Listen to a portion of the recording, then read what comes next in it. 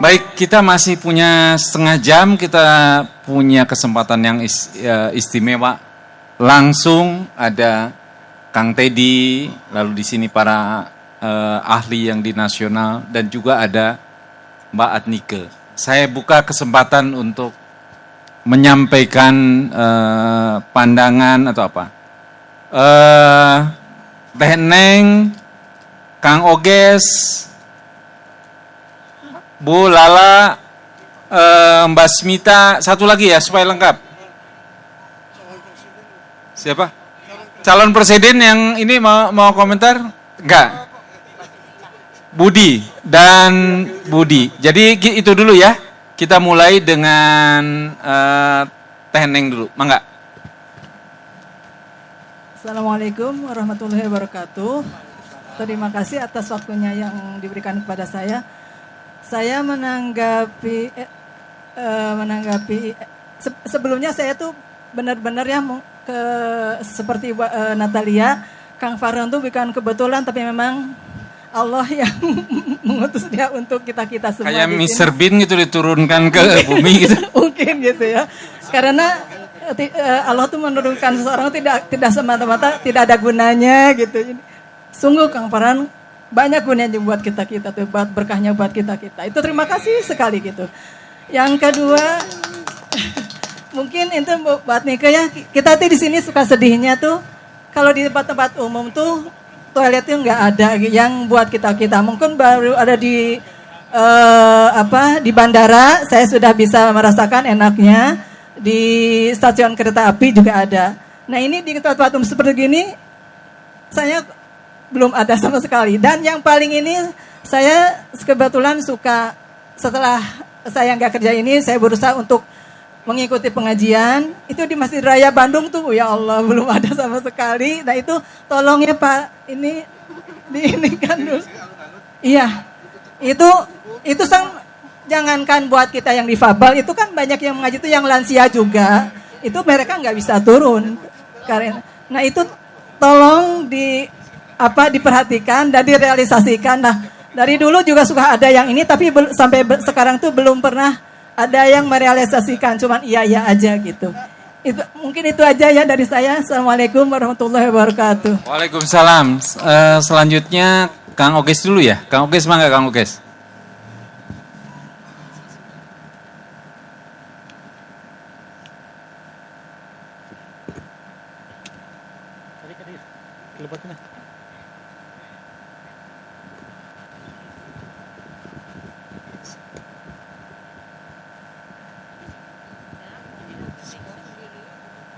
Assalamualaikum warahmatullahi wabarakatuh. Salam sejahtera, sampurasun. Pertama-tama saya mengucapkan terima kasih kepada Dilan yang menyelenggarakan HDI dan juga ulang tahun yang pertama. Tepuk tangan untuk Dilan. Dan juga kita doakan untuk kesehatan beliau-beliau yang ada di depan kita. Mudah-mudahan beliau-beliau ini menjadi jembatan untuk kesetaraan di disabilitas ini. Begini Pak, saya dari Spice Indonesia, perkenalkan bagi saudara-saudara, Spice Indonesia pemberdayaan kolektif disabilitas berat. Kenapa disebut disabilitas berat? Bukan tubuhnya yang berat, atau bukan kemana-mana menggunakan kursi roda karena berat. Tapi definisi pemahaman dari Spice adalah seseorang yang mengalami satu kedisabilitas atau lebih, yang saat beraktivitas harus dibantu oleh personal asisten atau pendampingan dalam menghormati kemandiriannya agar mampu berinteraksi dengan lingkungan dan bersosialisasi bersama masyarakat untuk hidup maju, tumbuh, dan berkembang secara aktif dan luas. Permasalahan disabilitas berat sangat banyak, sangat kompleks. Seperti yang tadi didefinisikan bahwa kemandirian itu harus dibantu oleh oleh personal asisten atau pendampingan. Saat ini kami tidak merasakannya dari bantuan dari pemerintah. Kami harus melakukan dengan keluarga kami sendiri. Kami tidak bisa bergerak bebas, tidak bisa melakukan apapun karena keterbatasan mobilitas kami. Bayangkan ada teman-teman yang harus mengganti pampersnya 3 hari sekali, mandi 1 minggu sekali. dan beraktivitas di kursi roda 1 bulan sekali. Itu yang sangat memprihatinkan saya. Belum lagi biaya hidup untuk disabilitas berat sangat mahal. Contoh, kita kesini menggunakan taksi online. Itu harganya berkali-kali lipat daripada angkutan kota atau Gojek. Dan pemenuhan penyandang disabilitas berat sama sekali belum pernah kami rasakan. Contohnya, seperti yang tadi kami bilang, dan juga fasilitas yang ada tidak kami rasakan. Karena begini, saya mempunyai pemahaman di Spice Indonesia bahwa apapun akses yang bisa digunakan oleh disabilitas berat sudah tentu dapat dirasakan oleh semua. Karena apa? Disabilitas berat ini tidak hanya harus diberikan kenyamanan, keamanan, kemandirian, dan keselamatan bagi disabilitas yang berat, tapi juga bagi pendampingannya. Sebagai contoh, saya pernah berada di suatu lokasi, pendamping saya mendorong ram ke atas menggunakan kursi roda. Saya selamat di atas, tapi pendamping saya jatuh. Saya sangat merasakan bahwa disabilitas berat ini ternyata tidak hanya berat untuk menjalani hidupnya, tapi juga dan biaya yang harus dikeluarkan. Contoh seperti kawan-kawan saya atau saya sendiri yang mempunyai luka di kubitus tapi jarang sekali beraktivitas karena hanya duduk di kursi roda, mengalami luka di kubitus, dan itu tidak di-cover oleh BPJS. BPJS pun tidak meng-cover semua kebutuhan yang harus dilakukan oleh disabilitas berat. Dan pembagian seperti pembagian sembako pun disamaratakan. Padahal disabilitas berat ada banyak sekali yang menghindari makanan-makanan tertentu agar kondisi tubuhnya tidak semakin melemah. Terjadinya tantrum, kejang, klonus, spastik, dan itu bisa merupakan bagian dari makanan yang kita konsumsi tidak sehat. Banyak sekali. Kita pengen ibadah, kita pengen melakukan kekuatan iman kita, tapi tempat-tempat ibadah kita tidak akses. Jadi, jangan disalahkan kalau stigma itu muncul bahwa penyandang disabilitas berat tidak bisa melakukan apa-apa. Contoh, Erika di sini, penulis puisi, pembaca puisi. Ada Mary di sini, penari jaipong. Ada Budi di sini yang mempunyai usaha printing dan juga telah menghasilkan beberapa buku. Tapi apresiasinya apa? Kami tidak ingin dieksklusifkan, tapi setidaknya ayolah kami ikut sertakan dalam inklusif dalam kehidupan. Kami ini manusia yang harus dimanusiakan. Tapi kita tidak butuh dispesialkan. Karena kami sudah merupakan spesial bagi Allah Subhanahu wa Ta'ala, bagi Tuhan Yang Maha Esa. Oleh karena itu, semoga beliau-beliau ini menjadi jembatan untuk kesetaraan. Karena menurut saya undang-undang teoritis yang sebetulnya harus diimplementasikan jika tanpa menggunakan hati yang tumbuh empati itu nol besar. Kami merasakannya. Dan mungkin di sini pun penyandang disabilitas berat khususnya merasakan itu semua. Saya ingin sekali pergerakan yang mungkin insya Allah ke depannya dibantu oleh Dilas, bahwa penyandang disabilitas berat itu harus betul-betul tidak luput dari pergerakan-pergerakan yang sudah digerakkan oleh ragam disabilitas yang lain. Karena disabilitas berat ini masih jarang sekali disosialisasikan, orang jarang mengetahui apa itu disabilitas berat. Padahal kalau diberikan kesamaan dan kesempatan, kami mempunyai potensi yang sama. Kami bisa bersaing untuk berkarya. Kami bisa melakukan apapun yang bisa kami lakukan dengan keterbatasan kondisi fisik kami yang serba terbatas. Dan kami pun tidak ingin selalu menjadi objek belas kasihan atau charity base. Karena kami pun sanggup menjadi subjek untuk memberi pemanfaatan betul semua. Nah, disinilah mulai harus memperhatikan bahwa disabilitas berat ada. Disabilitas berat di sini, dan disabilitas berat bisa berpotensi jika memperoleh kesamaan dan kesempatan. Terima kasih. Wassalamualaikum warahmatullahi wabarakatuh. Luar biasa Kang Oges. Insya Allah kita sama-sama bergerak ya. Dan kita tuh yang paling di depan tuh belum terjadi adalah nyanyi bareng dan ngeband bareng ya. Grup keroncongnya saya masih latihan nih yang di depan nih. Lalu juga teman-teman yang lain. Baik, saya lanjut ke Bu Lala ya. Bu Lala mangga, silakan. Assalamualaikum Bapak-bapak, Ibu-ibu yang terhormat, Ustadz Teddy, apa kabar? Ya, saya Lala dari grup keluarga difabel sekota Bandung. Sebenarnya kami di bawah Dinsos, tapi alhamdulillah sekarang kami nggak diundang ya sama Dinsos di acara wali kota sana. Nggak tahu tuh kenapa. Iya, mari sini. Ya, jadi gini, tadi kebetulan udah terwakili semua ya oleh Kang Oges. Kalau saya kemarin kan saya ngebahas tentang perwalkot ya, tentang difabel. Tapi baru tentang rumah ibadah. Nah, pas saya sama teman-teman difabel lainnya mengulik lah ya tentang apa ada kekurangannya masih ternyata hanya membahas rumah ibadah muslim aja gitu Pak. Rumah ibadah agama lain nggak dibahas di undang-undang itu. Pertama, kedua, yang lebih banyak diperhatiin tuh yang buta, tuli, difabel fisik kayak akang-akang ini. Kalau yang kayak autis, ADHD, cerebral palsy enggak, sama sekali nggak diperhatiin. Padahal mereka juga pengen datang ke rumah ibadah ya Pak Ustadz gitu. Itu gimana caranya supaya anak-anak autis, gangguan perilaku, ADHD, CP itu bisa rajin datang ke masjid gitu loh. Terus kan katanya juga kan kalau kursi roda nggak boleh masuk masjid karena banyak najis katanya gitu. Kalau gitu tolong sediakan dong di tiap masjid tuh kursi roda yang suci gitu. Kan katanya juga muslimah kalau pakai rok lebih baik yang menyapu tanah kan ya. Kenapa kursi roda tuh dipilih begitu? Kenapa diperlakukan begitu gitu? Itu ya. Terus tentang ini apa kendaraan umum. Tadi Kang Oges juga mewakilin sebagian. Nah, kalau saya sebagai ibu anak cerebral palsy berat, terus terang anak saya tuh bisanya tiduran aja, nggak bisa ngapa-ngapain. Dia juga buta, anak saya 12 tahun. Nah, yang saya mewakili teman-teman yang ibu-ibu itu ya Pak, tuh yang di belakang tuh yang punya anak-anak ABK, terutama ABK berat. Kan kita tuh rutin fisioterapi, okupasi terapi, terapi bicara ke rumah sakit. Sekarang sih maraknya rumah sakit karena ada BPJS. Kalau saya alhamdulillah nggak pakai ya, karena males ngurusnya juga, ngantrinya lama ya.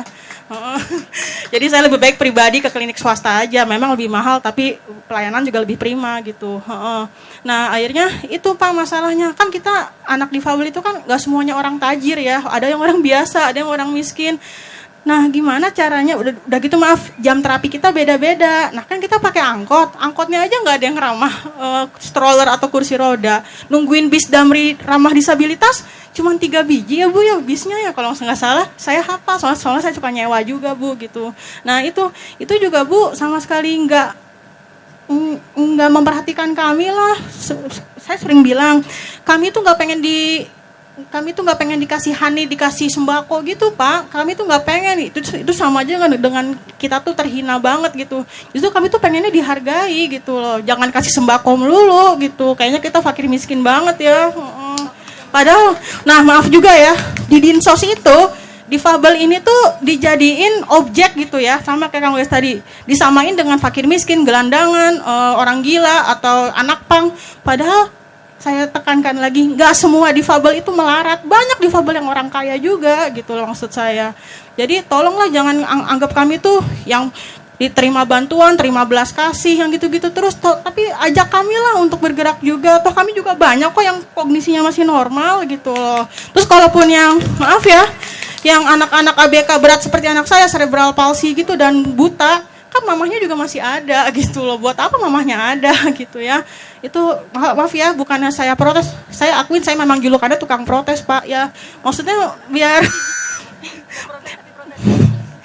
Bandung maju gitu loh. Kemarin makanya moga-moga apa yang kami koreksi dari kami FKKADD, Bilik, terus HWDI tentang perwalkot itu Pak, tolong jangan cuma diterima dibaca aja, cuma jaga hati kami, jangan, tolong juga diaplikasikan di perwalkotnya itu. Soalnya maaf ya, bukannya saya sombong, perwalkotnya ya kurang berkualitas lah menurut saya ya, maaf aja. Maaf ya, saya gini-gini juga kuliah Pak, kuliah psikologi, tapi ya itu belum ngambil spesialisasi jadi belum boleh praktek. Berobat jalan psikologinya juga Pak. Ya begitu, ya gitu aja Pak, pokoknya mah tentang perwalkot ya, tolongin dong. Jangan cuman yang trotoar ramah difabel buta, yang itu yang angkot ramah difabel mana, kapan terwujudnya dong, kasihan ibu-ibu yang rakyat jelata ini gitu loh maksud saya. ya hidup kan, ya hidup. Ya makasih ya Pak Ustadz, maafin ya. Ya. Kendaraan apa? Yang ramah yang Pasundan Express ya. Ya memang di situ, tapi saat itu misalkan begini, ini ada kasus yang saya langsung pada saat naik, si kendaraan itu memang didesain harusnya merapat kepada platform. Tapi itu si supirnya tuh nggak mau, jadi kita tuh terpaksa jalan. Tapi saya nggak kehilangan akal. Saya kerahkan yang di dalam itu untuk ngegotong. Jadi ke platformnya tuh ini semua rame-rame bertiap. 1, 2, 3. 1, 2, 3. Akhirnya baru si supirnya tuh paham. Jadi dia tuh karena sendiri mungkin kan dia males ini aja memalang gitu ya dengan Kang Aden. Terus di ujungnya sih kadang-kala bagus ya rem itu. Jadi Bulala bukan hanya gitu, kita kadang-kadang juga di depannya remnya bagus, ujungnya nggak nyambung. Terus saya tuh mau loncat atau gimana gitu kan. Nah jadi banyak hal yang memang harus dibereskan. Dicatat itu dan juga mungkin saya konkret aja Kang Teddy, ini mungkin bagian dari dialog secara terbuka ya dengan Kang Teddy mumpung ada di hari disabilitas ini. Jadi nanti kita buat dialog forum langsung ya, di mana duduk soalnya dan langsung kita ini supaya jalannya ini ya. Saya tuh yang concern soal museum, Kang. Kan saya kan kata teman tuh tukang ngencar gitu. Kita di kawasan ini ke tempat pameran itu sudah berkali-kali saya sampaikan bahwa yang di sini Naripan memang ininya Jawa Barat, tapi yang Pemkot itu sudah memperbaiki aksesnya, tapi tetap saja tangganya tuh nggak bisa masuk, Kang. Yang di Naripan itu pusat galeri kebudayaan. Janten mohon, saya berharap Kang Teddy, sarang Kang Emil mungkin mendiskusikan langsung, karena kalau ketemu Kang Emil selalu catat, tapi catatan itu tiba-tiba hilang gitu ya. Jadi saya udah berulang kali, padahal orang tuh kan tadi salah satu healingnya tuh yang saya tunjukkan dengan teman-teman di Lans itu ngajak ke museum kan, rame-rame yoga. Jadi itu yang menjadi ini. Baik, yang keempat Mbak Smita, lalu terakhir Mas Budi. Mbak Smita silakan. Terima kasih. Saya Smita Noto Susanto, saya juga seperti Kang Rahmat dan suami saya Agus Purnomo ini anggota dari FFC, Farhan Fans Club. Jadi kita datang jauh-jauh dari Jakarta untuk mendukung Farhan. Luar biasa sekali saya pikir ya usaha Farhan untuk mengumpulkan, memobilisasi teman-teman difabel untuk turut berpartisipasi, turut berkarya, dan turut menyampaikan tuntutan atas kebutuhan mereka. Saya pikir ini penting sekali. Tadi disebutkan statistik 50 juta penyandang difabel di Indonesia. Saya nggak percaya tuh, karena menurut saya lebih dari itu. Karena kalau data BPS tuh biasanya underreported ya. Karena banyak sekali dalam pengalaman saya penyandang difabel atau penyandang disabilitas yang tidak tercatat, karena kadang-kadang keluarganya juga tidak mau memberitahukan gitu ya, atau memang ada di lingkungannya kepala daerahnya atau lurah atau RT juga menganggap itu tidak perlu ditercatat gitu. Jadi mereka dianggap warga negara kelas 2, padahal mereka adalah warga negara sama kayak kita semua, berhak untuk mendapatkan layanan seperti kita semua. Mereka juga bayar pajak. Ya, jangan lupa. Jadi Bu Natalia, budgetnya Pak Teddy itu juga dibayar oleh para penyandang difabel ini, ya. Jadi tapi hasilnya kok mereka nggak menikmati gitu. Jadi itu perlu dipikirkan juga dari mana uang APBD dan APBN gitu ya. Nah, terus saya juga memuji Kota Bandung karena salah satu pemerintah daerah yang sudah sudah mengadopsi Perda disabilitas. Nah, pertanyaannya, dari pasal-pasal di Perda itu sudah diwujudkan belum, Pak? Itu banyak sekali kewajibannya ya. Jadi mungkin Mas Farhan, Kang Farhan juga bisa tuh mengukur dari semua pasal-pasal di Perda disabilitas itu mana yang belum dipenuhi oleh Pemkot Bandung dan juga oleh DPRD gitu ya. Jadi sayang sekali dari wakil Pemkot tidak hadir di sini ya. Seharusnya Dinas PU Kota, Dinas Perhubungan, ya Dinsos. Tapi kalau kita ngomongin akses, jangan lupa Dinas Perhubungan ya. Tadi ngomongin angkot dan sebagainya, itu wewenangnya Dinas Perhubungan. Mereka juga anggarannya harus dipertanyakan kemana anggarannya itu. Karena mereka juga yang bisa misalnya memanggil organda ya, yang merupakan perusahaan-perusahaan yang mengatur angkutan jalan. Ya, pihak swasta yang mengangkut angkutan jalan, jadi itu perlu. Nah, selama ini saya juga sudah berkecimpung di bidang itu, tapi biasanya saya memang bekerja samanya dengan Dinas Perhubungan dalam forum yang kalau di tingkat daerah itu disebut dengan Forum Lalu Lintas Angkutan Jalan. Nah, itu dibentuk berdasarkan undang-undang ya, Undang-Undang Lalu Lintas, dan ada PP-nya juga, PP Menteri Perhubungan. Jadi dan keanggotanya harus diikutkan masyarakat sipil. Ya. Nah, oleh karena itu seharusnya agar teman-teman difabel ini juga tidak hanya menjadi objek, tapi juga menjadi subjek, itu harus diikut sertakan dalam forum itu.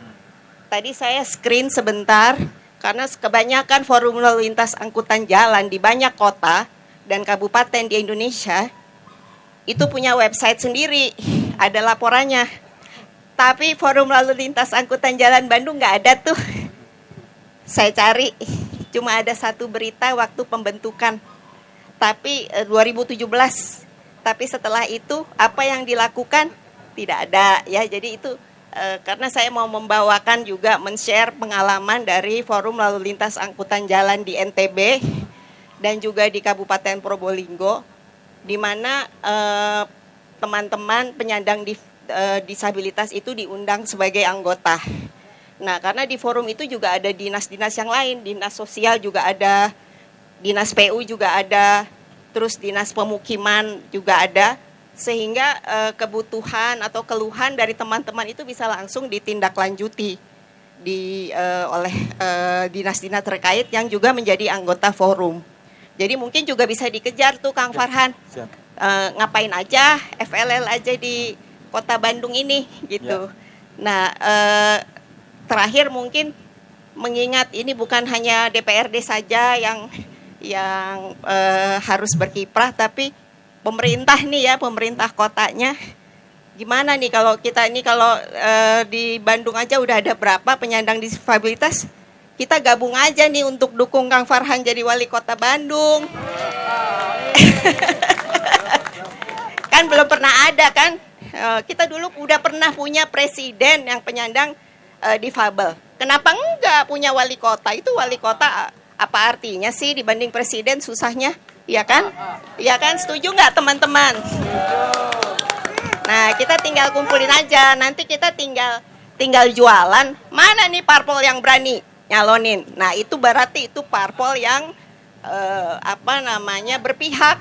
Parpol yang memang simpati terhadap penyandang karena ini jumlahnya banyak loh.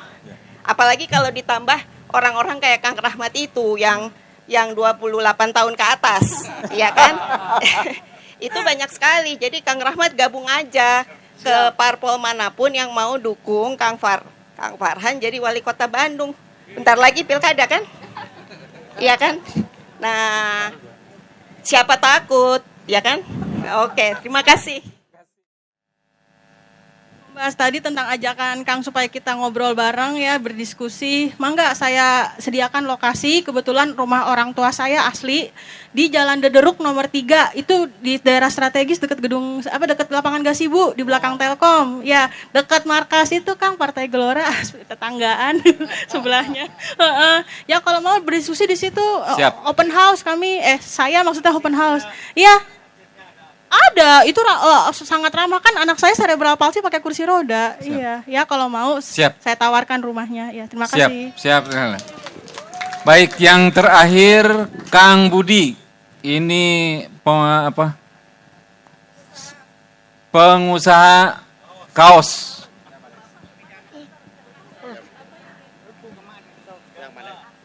Mau ini siap bicara langsung untuk gimana Kang? Oh, pakai suara HP. Oleh disiapin. Jadi dari melalui HP. Oke. Udah? Assalamualaikum warahmatullahi wabarakatuh. Saya ingin berkomentar tentang isu disabilitas yang tidak hanya iklim dan lingkungan saja tapi masih banyak lainnya. Saya bingung kenapa disabilitas diurus oleh dinas sosial. Apa disabilitas hanya terlihat sosial saja? Jika memang seperti itu, tidak heran jika perayaan Hari Disabilitas Indonesia oleh Dinas Sosial selalu tidak menyenangkan karena tidak ramah. Panggung juga tinggi. Saya selalu berpikir disabilitas segalanya adalah hak asasi manusia yang harusnya diurus oleh Komnas HAM yang bisa masuk ke semua isu disabilitas. Contoh seperti disabilitas yang berat. Banyak yang belum mengerti jika diberikan kebutuhannya, mereka mampu berpartisipasi dalam kehidupannya. Contohnya teman saya Oges yang gagal menjadi atlet karena tidak boleh membawa personal asisten untuk kemandiriannya, padahal itu adalah kebutuhan dari disabilitas berat. Kebutuhan di sini hanya dikasih uang atau makanan yang sering mereka bilang disabilitas berat hanya mampu rawat dan tidak mampu didik. Sekian dulu. Assalamualaikum warahmatullahi wabarakatuh. Tepuk tangan, luar biasa. Saya kayaknya tidak usah mensamerikan karena ini pertanyaan langsung ke jantungnya. Jadi saya mulai dari Mbak Atike yang terkait nanti gilir. Dan terakhir yang sekarang menjadi sorotan warga difabel itu Kang Teddy ya. Kedah menjawab, kalau enggak saya nanti di WA setiap saat sama teman-teman. Ya, sekarang Bu Atike dulu, silakan. Tes, ya. Assalamualaikum warahmatullahi wabarakatuh. Salam sejahtera untuk kita semua. Saya ini tidak bisa berkata-kata sebetulnya. Kalau bahasa kerennya speechless, ya, gitu. Karena sebetulnya teman-teman penyandang disabilitas sudah tahu apa yang diperlukan dan apa yang diinginkan, gitu. Tapi kan permasalahannya tadi seperti telah disebutkan, ruang bagi partisipasi itu yang masih terbatas, bahkan sangat sedikit, ya. Saya merasa organisasi seperti Dilans dan juga organisasi disabilitas, organisasi lansia itu harus semakin banyak tumbuh, tidak hanya di Kota Bandung tapi di kota-kota lainnya. Karena organisasi semacam Dilans inilah yang bisa memberikan ruang belajar bagi penyandang disabilitas dan juga lansia bahwa kita bisa tampil menyuarakan aspirasi kita, kritik, saran, dan mengatakan ini loh yang kami butuhkan, bukan yang seperti selama ini disediakan atau diberikan. Bahwa penyandang disabilitas itu bukan objek charity, bukan objek belas kasihan, tetapi adalah subjek yang bisa berpikir, bisa bertindak, dan membuat keputusan untuk dirinya. Jadi itu menurut saya itu sudah artikulasinya tadi sudah semuanya komplit, saya nggak tahu mau menambahkan apa begitu. Tapi ada satu yang dulu waktu saya kecil, saya nggak tahu apa ibu bapak juga pernah membaca, ada sebuah dongeng pengarangnya Aesop Fabel, dia kisah-kisah binatang begitu ya, Animal Kingdom. Jadi ada dua orang sahabat, yang satu seekor musang, yang satu seekor bangau. kedua-duanya bersahabat, berkenalan. Mungkin seperti saya dengan Kang Farhan setahun lalu berkenalan ya. Tetapi apakah kami sungguh saling mengenal gitu? Mungkin kalau sering ketemu makin lama makin kenal. Jadi satu ketika seperti Kang Farhan mungkin si Musang ini mengundang sang bangau ke rumahnya. Lalu namanya diundang, disajikan makanan ya. Nah, sang musang ini menaruh makanan di piring, di mangkok, karena dia makannya kan kalau binatang yang seperti musang tuh menjilat ya, pakai lidah gitu, dikasih makanan di dalam mangkok, dia makan. Bangau karena dia mulutnya runcing ya, tidak bisa makan dari mangkok atau piring. Nah, jadi tapi si musang tidak menyadari itu. Sampai selesai bangau berkunjung pulang, bangau tidak makan, kelaparan. Maka minggu berikutnya bangau mengundang musang, mari datang ke rumah saya. Bangau mengundang musang, lalu diberikan makanan. Tempatnya seperti botol itu ya, yang tinggi gitu, diisi oleh makanan. Bangau makan dengan paruhnya yang runcing, dia makan menggunakan tabung itu. Sementara musang justru pada kali itu tidak bisa makan karena kan moncongnya beda dengan bangau. Ya, disitulah kemudian musang menyadari apa yang tidak dia ketahui tentang bangau di kunjungan pertama ke rumahnya. Nah, dongeng semacam ini dulu waktu saya kecil saya pikir bahwa itu hanya soal ini tidak saling mengenal gitu ya. Tapi ketika saya dewasa, betapa indahnya dongeng-dongeng semacam itu yang mengajarkan bahwa setiap makhluk, setiap orang itu memiliki kondisi yang berbeda. Tetapi seringkali kita, masyarakat tidak mengenali dan tidak menyadari. Jadi adalah betul negara harus kita dorong, kita paksa, kita teriakin ya untuk berubah. Tapi yang pertama-tama juga harus kita lakukan adalah membuat tetangga, keluarga, saudara, teman, masyarakat kita juga mengenali bahwa orang itu punya kondisi yang berbeda, tetapi tidak berarti mereka lebih rendah atau patut dikasihani. Yang diperlukan adalah menyadari perbedaan itu dan bahwa setiap orang memiliki kebutuhan yang berbeda. Nah, itulah dongeng-dongeng semacam ini yang menurut saya perlu dikembangkan dalam masyarakat ya. Jadi pemahaman mengenai perbedaan itu harus dibangun dari sejak masa kanak-kanak.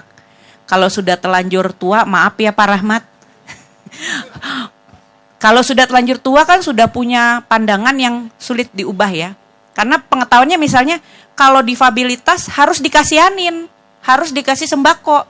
Tapi nggak ngerti ada cara yang lain yang lebih bermartabat untuk memanusiakan teman-teman penyandang disabilitas. Nah itu jadi organisasi seperti Dilans lah yang harus menyuarakan itu terus-menerus.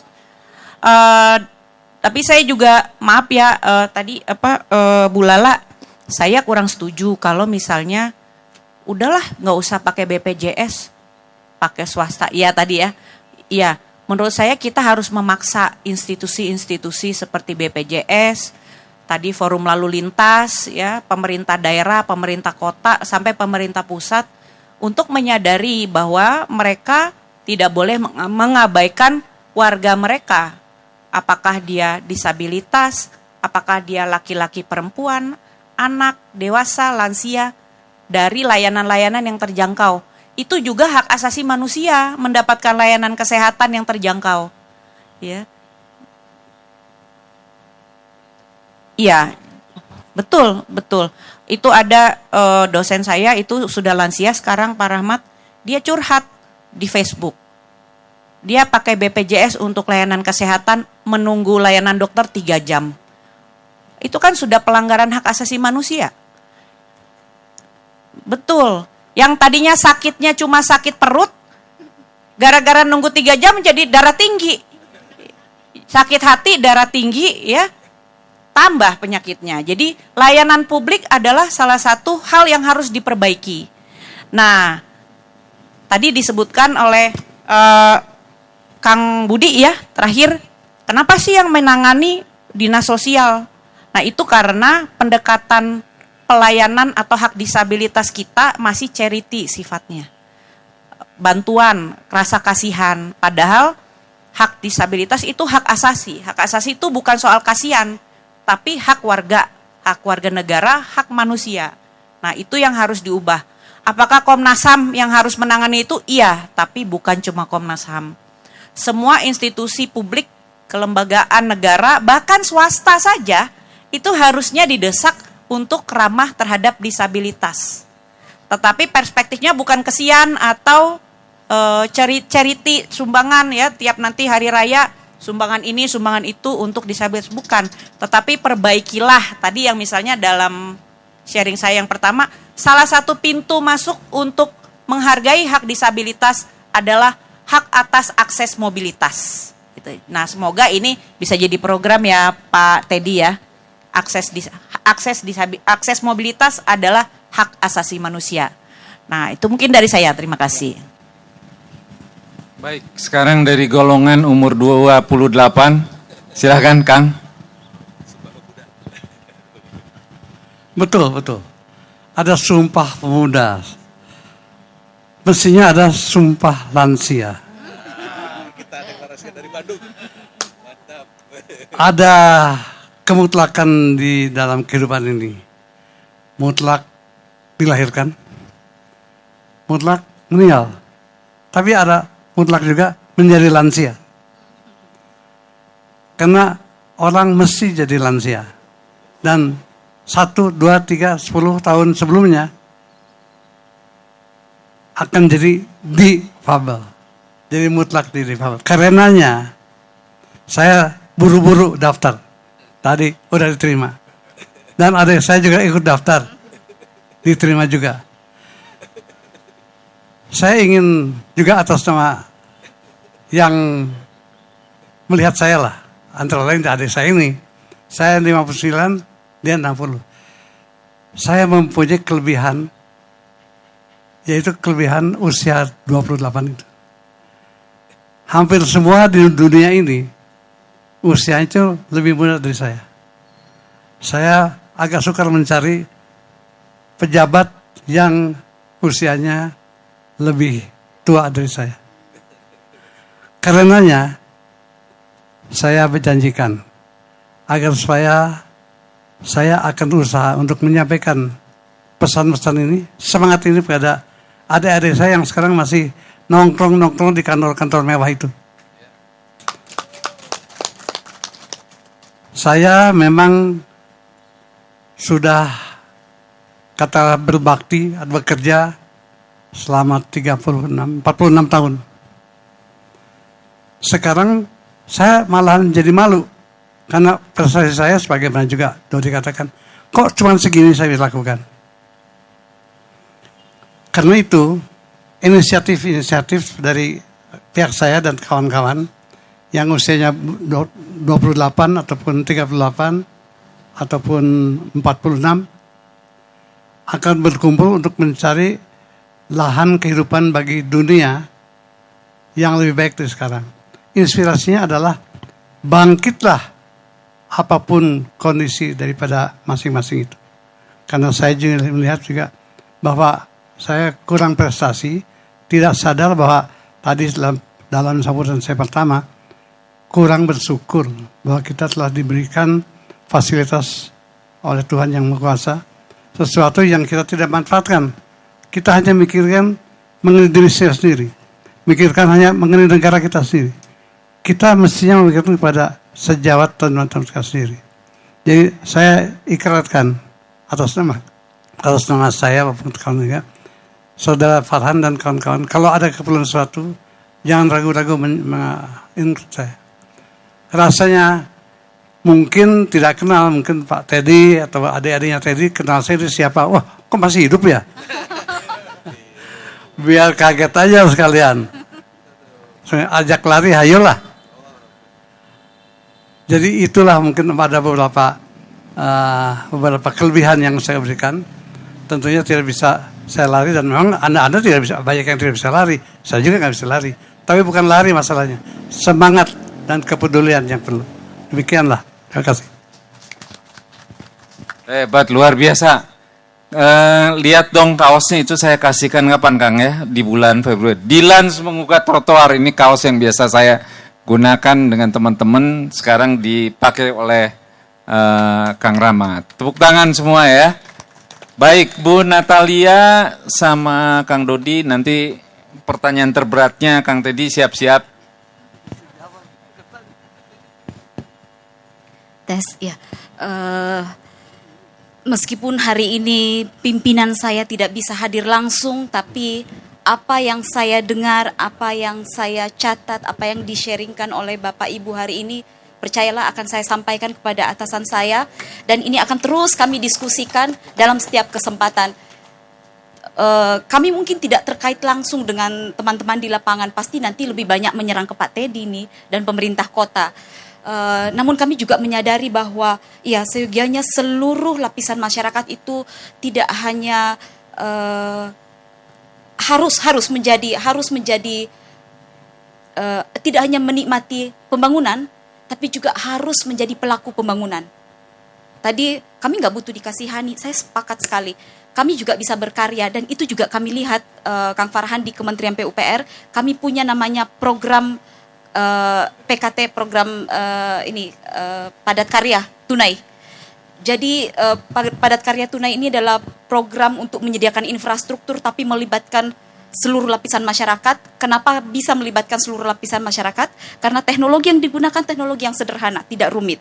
Jadi tidak perlu sekolah insinyur dulu untuk bisa melaksanakan itu. Hanya perlu pendampingan di lapangan. Dan saya sebetulnya menyiapkan beberapa foto slide, tapi karena terlihat ternyata tidak ada fasilitas untuk menampilkan itu, mungkin Bapak Ibu bisa melihat teman-teman penyandang disabilitas ikut kerja proyek di jalan. Mungkin hanya itu yang bisa kami lakukan saat ini dalam kapasitas kami sebagai Kementerian PUPR yang mengurusi jalan nasional. Tidak terkait langsung memang dengan teman-teman, tapi kami melibatkan teman-teman di sana. Mungkin itu, dan nanti di 20 Desember nanti pada waktu kita pertemuan nanti di Bogor, Kang Farhan, pimpinan kami sudah membuat komitmen kita harus rising fund untuk nanti saya ngeliatin, bagi-bagi kursi roda, kami juga ingin rising fund untuk itu, dan kami ingin mensupport Dilans, menyiapkan, saya nggak tahu yang terbaik lah dari nanti Kang Farhan yang memutuskan apakah elektrik seperti ini, kursi elektrik atau hal lain yang lebih dibutuhkan. Assalamualaikum warahmatullahi wabarakatuh. Ya, perkenalkan nama saya Aden, saya sahabat paling dekat dengan Kang Farhan. Karena pertama kali pertemuan juga kami berdua ya Kang ya di Gedung Merdeka, mudah-mudahan kita nanti jadi merdeka. Nah, makanya saya beri gelar ke Kang Farhan itu Presiden Dilan. Begitu didirikan Perhimpunan Pergerakan Disabilitas Lansia Indonesia, saya ajukan itu namanya sebetulnya Presiden Dilan. Dengan membawa harapan mudah-mudahan ada dari kaum disabilitas yang bisa menjadi pejabat publik dan membukakan perubahan di Indonesia menjadi negara yang adil, makmur, dan sentosa. Gitu. Saya ingin mengucapkan pertama kali terima kasih terhadap semua teman-teman pendiri Dilan yang sudah hadir di sini ya, Pak Segah dari Kalimantan, Pak Didi dari Singapura, Pak Jamaludin dari Makassar, dari Sulawesi ya, dan yang lainnya yang saat ini berkumpul. Ini acara memang acara itu luar biasa ini. Dari pendirinya dari dalam dan luar negeri datang ke sini. Narasumbernya juga narasumber yang kawakan dari Indonesia dan dari Kota Bandung. Nah, saya ucapkan terima kasih. Mudah-mudahan acara ini menjadi titik terang bagi pergerakan disabilitas di Bandung khususnya dan Indonesia umumnya. Ketika udah bersatunya disabilitas dan lansia, ya, pengalaman saya waktu di negara lain itu ada the Ministry of Elder and Disability Service. Nah itu yang mengelolanya itu kementeriannya, menterinya juga disabilitas, menterinya juga. Nah kemungkinan mudah-mudahan di Indonesia juga nanti ada perubahan, ada kelembagaan tersendiri yang mengurus kedisabilitasan. Karena kalau semuanya diurus oleh dinas sosial itu ya terlalu rumit kayaknya ya dari dulu. Karena banyak sekali pekerjaan yang diemban oleh dinas sosial tersebut. Apalagi saya kalau menerangkan kenapa sih disabilitas nggak ditangani dengan cepat. Oh, jangankan disabilitas, jangan juga masih banyak ada PSK, ada gelandangan. Waduh, jadi disamakan itu dengan mereka. Dulu itu waktu pertama kali saya jadi pergerak itu begitu. Nah, dengan adanya di Lans Indonesia, bersatunya disabilitas dan lansia, apalagi pimpinan-pimpinannya seorang ya orang-orang pintar di sini, ya dengan jejaringnya di tingkat nasional juga. Mudah-mudahan pergerakan ini bisa membawa percepatan Indonesia inklusif ke depannya. Dan saya informasikan juga untuk masalah perhubungan, kemarin saya tanggal 28 saya ketemuan dengan Dirjen Perhub Kementerian Dirjen Perhubungan Darat dan Angkutan Darat Kementerian Perhubungan RI Pak Soeharto di Hotel Homan dengan program BTS-nya by the service, itu yang menangani bis-bis itu. Nah, BTS itu sekarang di Indonesia sudah ada di 10 kota besar, dari mulai Medan sampai ke Jawa Tengah, Banyuwangi. Itu di Bandung sudah ada 5 koridor BTS yang dinamain dengan Trans Metro Pasundan itu ya Kang Farhannya. Rencana insya Allah tahun 2023 Pak Dirjen tersebut menyebutkan akan menggelontorkan lagi dana 1,4 triliun untuk pembiayaan BTS yang ramah disabilitas tersebut. Yang mudah-mudahan Allah mengizinkan dan tidak meleset lagi, tidak banyak bocoran kemana-mana, itu segera direalisasikan. Begitu. Untuk teman-teman tadi dari Kang Oges ya, masalah kebutuhan memang personal asisten ya Kang Oges ya. Di kita itu masih belum. Kalau di luar itu udah banyak sekali tenaga-tenaga PA, personal asisten atau attendant itu ya.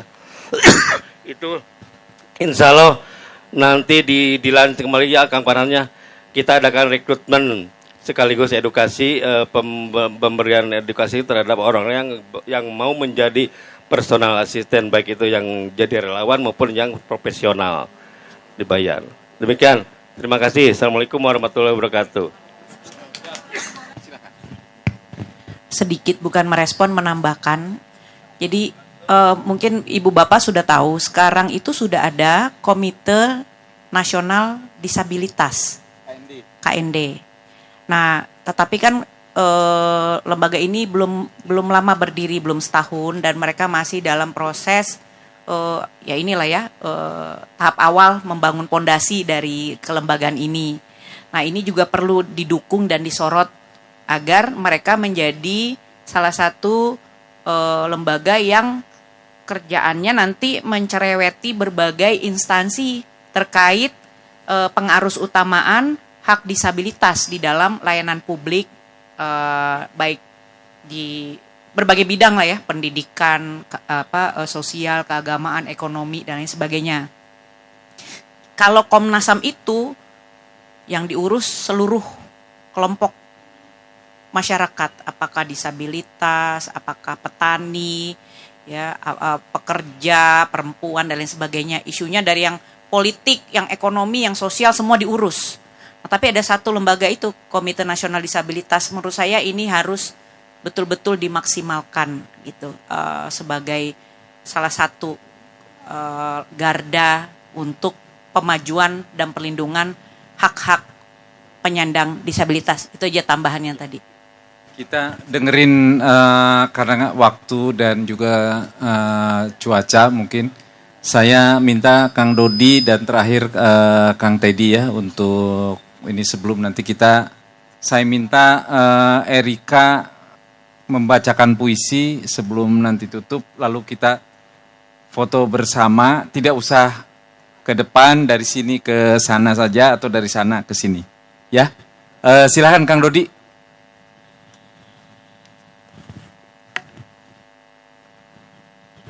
Terima kasih Pak Farhan. Saya tidak akan banyak bicara karena sudah lengkap. Justru saya belajar banyak hari ini. Dan saya ikut berdoa. Itu aja mungkin hari ini. Iman saya satu aja nih. Saya mendukung tadi usulan Mbak Semita nih. Ya, supaya masa ada capres aja yang sebelahnya tuh.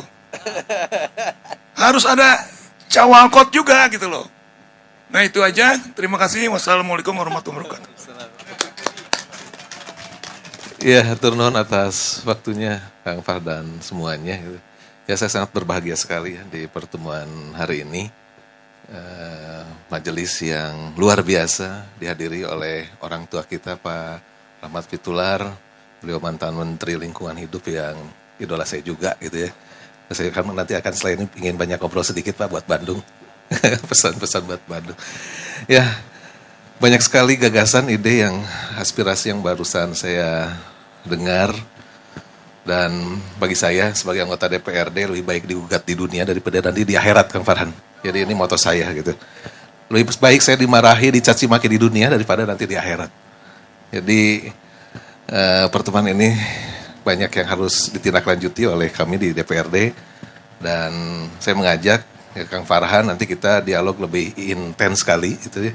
Hari ini kita memang sangat terbatas, tapi dari yang terbatas ini kita banyak sekali masukan dan inspirasi. Terlebih lagi mudah-mudahan suara kita ini seperti yang ditulis di sini ya, pesan Bandung untuk warga dunia gitu. Jadi ini sebuah hal yang luar biasa gitu. Namun sedikit saya ingin mengomentari beberapa hal tadi gitu ya, terkait dengan kenapa disabilitas di bawah Dinsos. Nah ini mungkin DPR kita bersama. Kita kawal gitu kan, karena ini kebijakan dari pusat gitu ya, tidak lokal. Dan kita sudah punya Komisi Disabilitas, nanti bareng-bareng saja.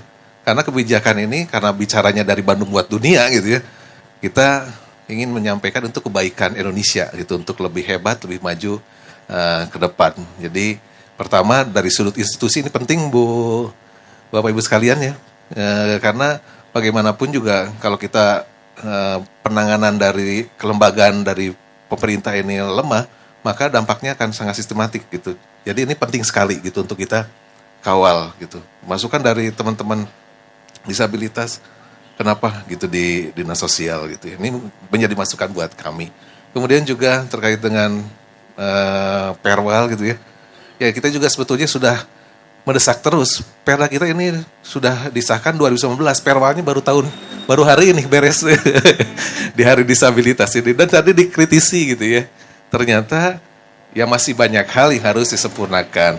Nah mungkin ini akan menjadi catatan kami sekali gitu, nanti kita diskusikan karena regulasi ini sangat penting gitu. Kami di DPRD juga pasti mengkritisi karena ranah perwal ini ranah eksekutif ya Bapak Ibu sekalian. Nanti kita akan upayakan untuk disempurnakan seperti itu. Hal-hal yang lain tentunya saya mengajak untuk tak kenal tak sayang gitu ya. Kalau kita minim komunikasi, saya juga kurang dapat pengetahuan hari ini momentum, dan mudah-mudahan nanti di Dilan yang ulang tahun yang kedua kita bisa menorehkan prestasi dan sejarah progres dari perjalanan yang kita lakukan selama setahun ke depan Kang Dilan. Jadi saya insya Allah terbuka gitu untuk kita diskusi di kantor DPRD kami gitu. Insya Allah kami akan merespon. Walaupun undangan yang saya dapatkan juga nggak dadak sebetulnya Kang Del Pulen, bukan saya ini gitu ya. Tapi walau alam bisikan dari malaikat mana, walaupun acara saya padat sekali, saya harus ke sini. Dan alhamdulillah ketemu dengan orang-orang hebat, ketemu dengan orang-orang yang menginspirasi di hari ini. Hatur nuhun. Assalamualaikum warahmatullahi wabarakatuh.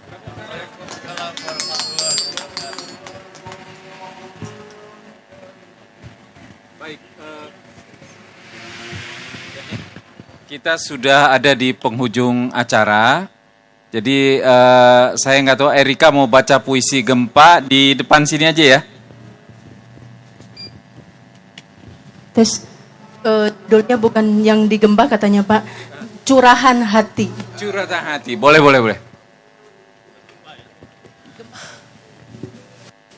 Dibaca ya. Assalamualaikum warahmatullahi wabarakatuh. Perkenalkan, nama saya Rika Aulia. Saya mengucapkan selamat Hari Disabilitas Internasional. saya akan membacakan sebuah puisi, yaitu yang berjudul Curahan Hati.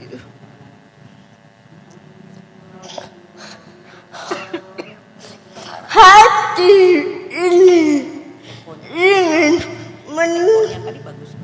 menangis,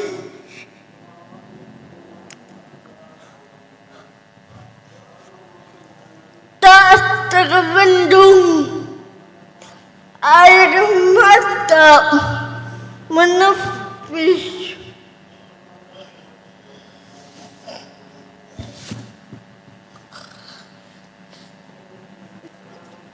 Ingin rasanya memutar waktu kembali dengan indah masa lalu.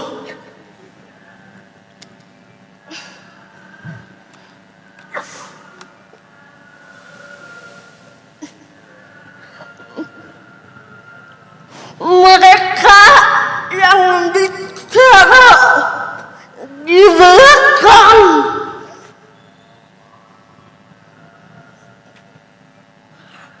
kepedihan hati terus melanda.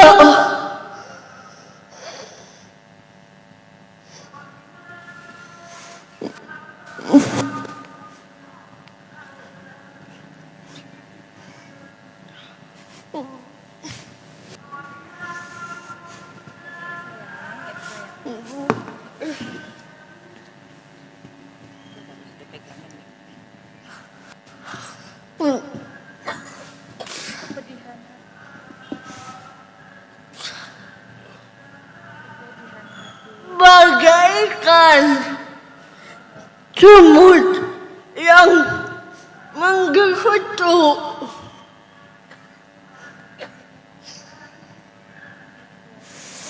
membuat percaya diri hilang dalam sesaat.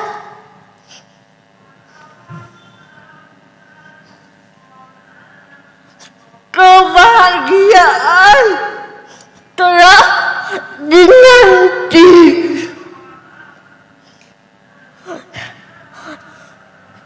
Tentu menjadi pribadi hebat.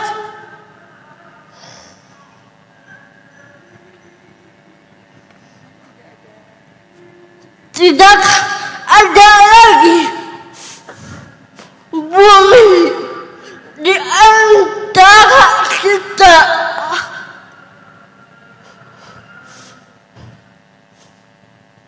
Disabilitas selalu berkarya. Terima kasih. Wassalamualaikum warahmatullahi wabarakatuh.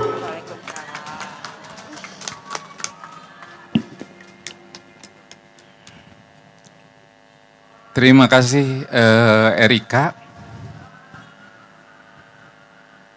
Luar biasa nih puisinya.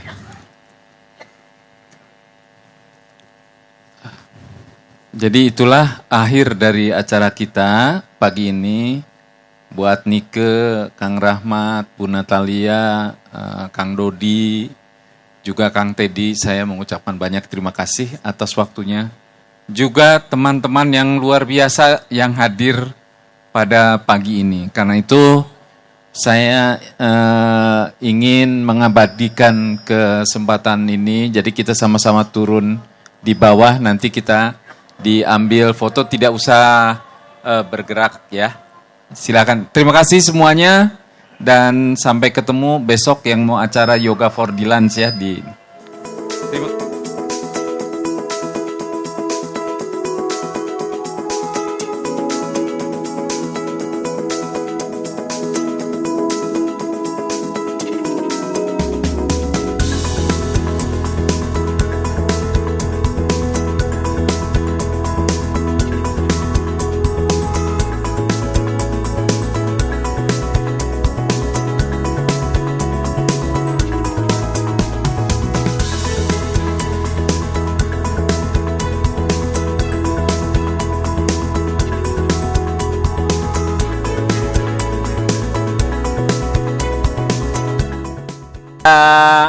perjalanan kita sepanjang setengah hari ini dijelaskan digambar oleh Kang Endang. Silakan Kang Endang, iya teh naon ya?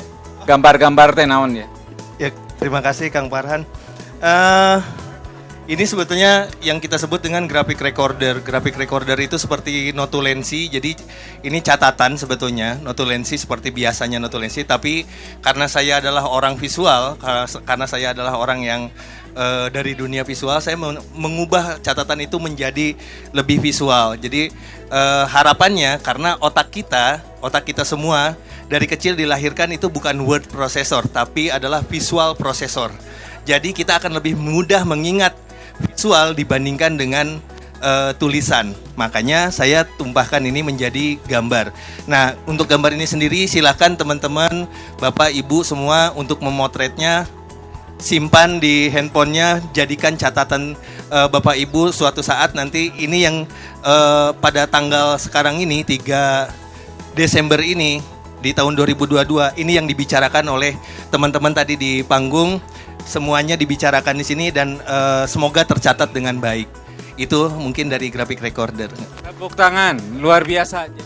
Sekali lagi saya mengucapkan terima kasih. Yang belum mencantumkan ininya daftar di sini supaya saya nanti dimuat di internet, ya. Silakan. Saya Teddy Rusbawan, Ketua DPRD Kota Bandung, Sampurasun, mengucapkan selamat hari ulang tahun Dilan yang pertama, dan kita sangat mengapresiasi kegiatan hari ini yang luar biasa, menghadirkan banyak ide, gagasan dari teman-teman disabilitas, dan ini merupakan sebuah aktivitas kegiatan yang mudah-mudahan didengar oleh pemerintah, didengar oleh para stakeholder lainnya untuk kita semakin peduli, semakin perhatian kepada teman-teman disabilitas. Khusus untuk pemerintah, mereka tidak minta dikasihani, tapi berikan kesempatan, peluang, regulasi yang berpihak kepada mereka. Sekali lagi, sukses untuk Dilan. Semoga terus bisa memberikan kontribusi untuk Indonesia dan khususnya untuk teman-teman kita disabilitas dan lanjut usia. Sukses Kang Farhan, nuhun sadayana. Assalamualaikum warahmatullahi wabarakatuh. Saya atas nama Pergerakan Disabilitas dan Lanjut Usia Indonesia mengucapkan Hari Disabilitas Internasional 2022. Hari ini kita sudah melakukan 2 kegiatan yang betul-betul sangat penting. Yang pertama itu apa yang disebut sebagai menyatakan komitmen terhadap dukungan Dilans Indonesia. Yang pertama juga dalam kegiatan yang pertama ini disampaikan secara simbolik mengedarkan apa yang disebut sebagai sahabat Dilans. Kedua juga menyerahkan 3 secara simbolik kursi roda elektrik, dan terakhir kita menandatangani pesan dari Bandung untuk warga dunia, khususnya warga disabilitas di seluruh dunia. Yang kedua juga diadakan dialog dengan mengundang orang-orang yang punya pengaruh secara langsung baik pada kebijakan nasional maupun juga di tingkat pemerintahan kota. Nah, saya mengajak atas nama Dilans mengajak banyak pihak untuk juga bergabung bersama kegiatan Dilans Indonesia. Terima kasih. Selamat ulang tahun Dilans, tetap semangat memperjuangkan dan menyuarakan hal-hal yang bisa digunakan oleh teman-teman kita penyandang disabilitas. Saya terkesan sekali dengan acara hari ini, banyak yang saya pelajari, banyak yang menginspirasi dan juga mengingatkan kami, khususnya pemerintah pusat, bahwa banyak hal yang masih perlu kita siapkan untuk nanti digunakan oleh teman-teman kita, untuk diakses oleh teman-teman disabilitas. Sekali lagi, selamat ulang tahun Dilans. Terima kasih. Pada Hari Disabilitas Internasional hari ini di 3 Desember 2022, saya sangat senang karena bisa berbagi bersama teman-teman disabilitas dan lansia yang tergabung di dalam Pergerakan Disabilitas Lansia di Kota Bandung. Diskusi tadi memperlihatkan bahwa penyandang disabilitas merupakan subjek yang memiliki keinginan, independen, dan dapat menyuarakan apa yang menjadi pikiran dan harapannya apabila pemerintah, masyarakat, dan seluruh kelembagaan sosial memberikan ruang dan memberikan akses yang tepat sesuai dengan kebutuhan dan kondisi dari penyandang disabilitas. Di Hari Disabilitas Internasional ini juga saya ingin mengucapkan selamat hari ulang tahun yang pertama bagi pergerakan Dilans. Tetaplah maju memperjuangkan hak-hak penyandang disabilitas dan lansia agar pemajuan dan pemenuhan hak asasi manusia bagi kelompok disabilitas dan lansia semakin maju di Indonesia. Selamat Hari Disabilitas Internasional. Nama saya Dodi Sukadri. Saya Direktur Eksekutif Yayasan Mitra Hijau yang kantor pusat di Bogor dan bergerak di dalam bidang perubahan iklim, pembangunan rendah karbon, dan keberlanjutan, sustainability. Saya datang ke Dilan ini karena memang saya simpati dan saya memang punya harapan terhadap Dilan bahwa memang selama ini kaum disabilitas, difabel itu tidak memperoleh hak yang cukup, ya, hak yang layak dari pemerintah, khususnya dalam menangani perubahan iklim. Ya. Kita tahu bahwa kita sudah punya konvensi PBB tentang perubahan iklim, UNFCCC, United Nations Convention on Climate Change, dan sudah diratifikasi pemerintah, dan kita juga sudah memiliki PBB dalam global itu konvensi PBB tentang hak-hak orang yang memiliki difabilitas. Jadi kedua konvensi PBB itu harusnya memang mendapat perhatian dari pemerintah. Jangan hanya satu saja, jangan hanya UNFCCC saja, tapi juga UNFCRPD namanya, ya, Person with Disabilitas. Itu harus dapat perhatian dari pemerintah. Kita tahu sebagai negara kita juga kurang memperhatikan bagaimana peran difabilitas ini dalam menangani perubahan iklim. Buktinya di dalam menangani kontribusi nasional tentang penurunan emisi, kaum difabilitas tidak diusung oleh pemerintah. Padahal 33 negara lainnya memasukkan peran difabilitas dalam penurunan emisi gas rumah kaca.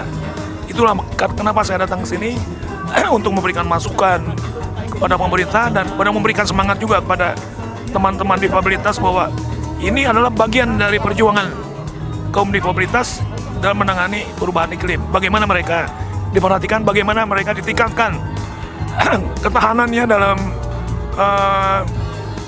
menangani bencana, dan ditingkatkan kemampuannya di dalam menangani perubahan iklim. Jadi saya kira itu hal-hal yang perlu dicatat kenapa saya datang ke sini hari ini. Selain Pak Farhan, Presiden Dilan, itu juga sebagai teman dekat saya ketika kita sama-sama di Dewan Nasional Perubahan Iklim pada tahun 2014 yang lalu. Jadi itu saya kira yang perlu diperhatikan. Mudah-mudahan ini menjadi awal yang baik, ya, untuk pemerintah menangani bagaimana mengayomi, ya, mengikut sertakan, memberikan hak-hak yang sama dengan manusia yang lain di dalam menangani perubahan iklim. Saya kira itu. Mudah-mudahan ini bermanfaat sekali lagi, dan terima kasih atas perhatiannya. Wassalamualaikum warahmatullahi wabarakatuh. Assalamualaikum warahmatullahi wabarakatuh. Nama saya Rahmat Bitulat. Saya anggota masyarakat yang sudah sangat senior. Usia saya umur 82. Saya sempat menjabat di Menteri Lingkungan Hidup. Saya banyak pengalaman, tapi pengalaman yang saya hadiri di sini adalah sangat istimewa. Karena di sini bukan subjek saja yang dibicarakan, tetapi perasaan. Dan saya anggap paling istimewa adalah bahwa acara ini menggugah solidaritas dan kepedulian orang, yang mana adalah itu diperlukan untuk suatu gerakan. Suatu gerakan itu mesti ada inspirasi yang berdasarkan pada keyakinan orang untuk melakukan sesuatu. Dan di sini karena justru adanya status difabel, dilans yang menjadi inti dari gerakan ini, hal itu adalah sangat kuat sekali.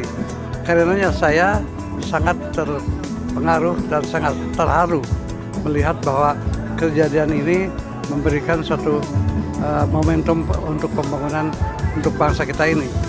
Saya sudah tahu bahwa Saudara Farhan melakukan ini, tetapi saya tidak nyangka bahwa gerakan ini akan bisa menjadi suatu gerakan yang besar. Karena itu saya bangga dan langsung mendaftar sebagai kawan daripada gerakan ini, dikasih nomor 059, sekedar untuk ingat-ingatkan saja. Dan saya akan sanggup untuk mendorong bahwa Dilans ini akan menjadi mendunia, bukan di Indonesia saja, tapi juga di seluruh dunia, karena dunia daripada Dilans, difabel dan lansia ini adalah fenomena di dunia, sehingga kita Indonesia bisa menjadi salah satu pendorong dari Dilans di dunia ini. Demikian, terima kasih.